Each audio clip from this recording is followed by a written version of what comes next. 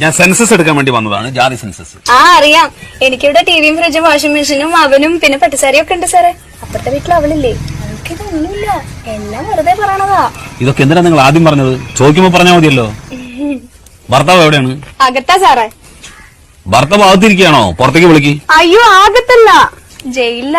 അയ്യോ, പാവായിരുന്നു, രണ്ടുപേരെ കൊന്നു, അത്രേ ഉള്ളൂ. ഇപ്പൊ 7 വർഷമായി അവിടെയാ. അതെയോ? ഈ വീട്ടില് നിങ്ങൾ ഒറ്റയ്ക്കാ താമസം? ഏയ്, എന്റെ മോനുണ്ട്, അവനിപ്പോ 4 വയസ്സായി. ഭർത്താവ് 7 വർഷമായിട്ട് ജയിലിലാ പറഞ്ഞു, കുട്ടിക്ക് 4 വയസ്സ്. അതെങ്ങനെ സംഭവിച്ചു? അതാളെ ഇടയ്ക്കിടയ്ക്ക് കരോളിന് വരുവേ.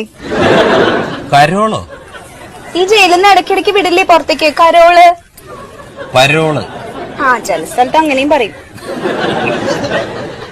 ശരി, പേര്? വത്സല.